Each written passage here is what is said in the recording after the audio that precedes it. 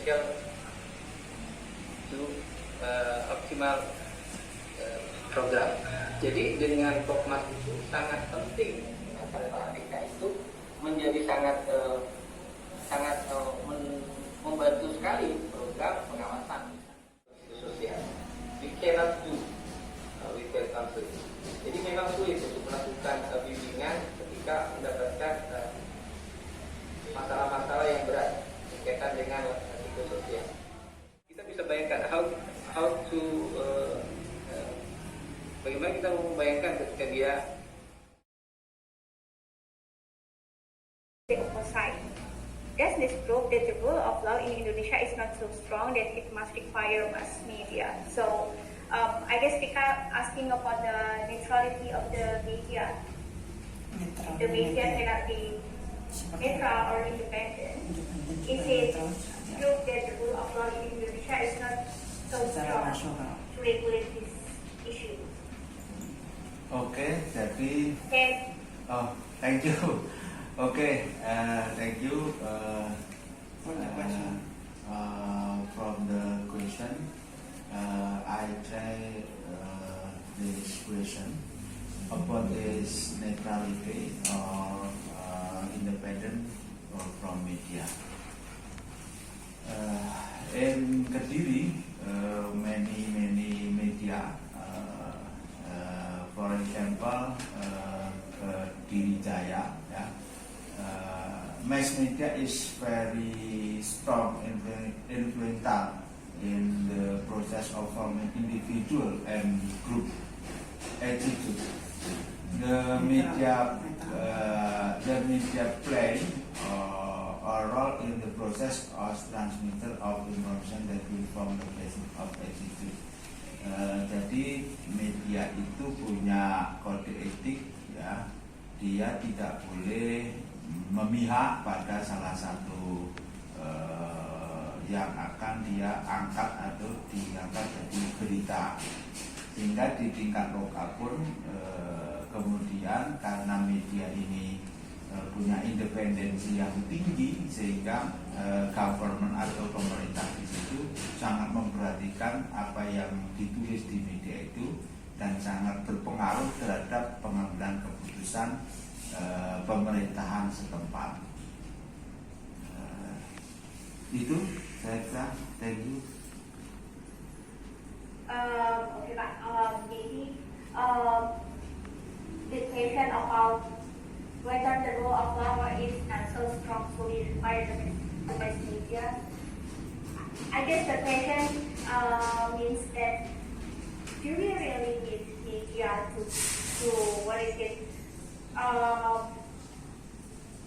come up with the idea? Couldn't we just rely on the representative system, the DPRD, for example, or the government itself? Why we need media? The question is about, is our rule not strong enough to limit media instead of the government itself, instead of the supremacy of law itself? Media di Kediri terutama itu dari 9 mass media yang diambil sebagai sampel terhadap pemberitaan selama setahun, dari 9 media itu masing-masing ada yang web atau internet, ya, ada yang cetak dan televisi lokal.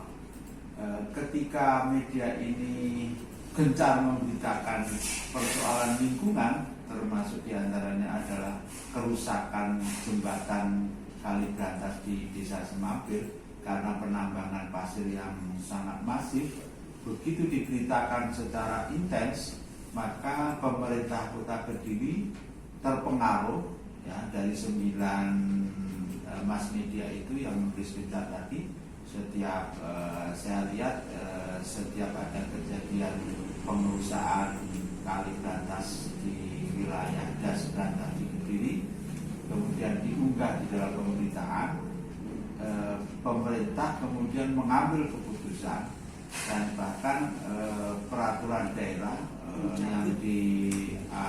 yang buat bersama DPR itu membuat peraturan daerah dan menghentikan penambangan pasir secara masif itu, sehingga jembatan-jembatan sebagai berperan sangat strategis menghubungkan antara Kediri Barat dan Kediri Timur ini tidak menjadi rusak, dan peraturan itu diambil karena pengaruh dari pemerintahan itu. Terima kasih. Yeah. So based on your explanation, maybe I could say that in this democratic system, in this democratic nature, media is actually significant actors to link the need of society and deliver this need to the government. So basically, this is the function of the media, to deliver the message from the society. And your paper enhance this role by saying that if we deliver the news over and over again, the government will listen to us. But the important question actually, Pak Zainal, we know that nowadays media also face a challenge of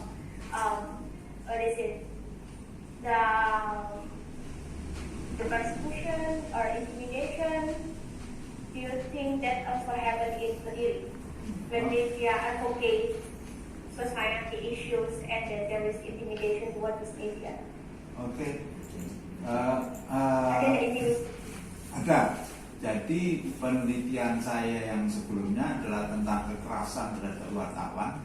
Saya menemukan ada berkali-kali intimidasi, kekerasan terhadap wartawan terkait dengan pemberitaan. Di Kota Kediri selama sekitar 5 tahun itu ditemukan terhadap kekerasan pada wartawan saat menjalankan tugas profesi jurnalistiknya. Dan anehnya dalam penyelesaian intimidasi terhadap wartawan yang menjalankan tugas profesinya itu tidak menggunakan Undang-Undang Nomor 40 Tahun 99, tetapi menggunakan Kitab Undang-Undang Hukum Pidana. Padahal di dalam Undang-Undang 40 Tahun 99 di pasal 18 itu jelas bahwa yang menghalang-halangi tugas wartawan dalam mencari, memperoleh, kemudian menuliskan dan menyebarkan berita didenda maksimal 500 juta dan hukuman kurungan maksimal 3 tahun. Tetapi pasal ini tidak pernah digunakan oleh aparat penegak hukum untuk menyelesaikan ketika ada kekerasan terhadap wartawan saat menjalankan tugas. Dan di Kediri itu terjadi. Bahkan seminggu yang lalu Tempo itu di Jawa Timur juga wartawannya mengalami kekerasan ketika dia meliput tentang pencarian kebenaran itu baru seminggu yang lalu. Terima kasih. Thank you. Okay, thank you for your explanation, Pak Zainal. So, in the need of media achievement in Kediri that we can already raise environmental issue, turns out there is still intimidation towards the media. So it is the challenge for our country to protect this kind of freedom for the media to keep this democracy going. Thank you, Pak Zainal. Selanjutnya, I also have a question to other three presenters. First of all, I would like to ask Pak Rian about the protection of women and children in Indonesia. So as we know that actually in 2016, the government has released regulation, presidential regulation number 125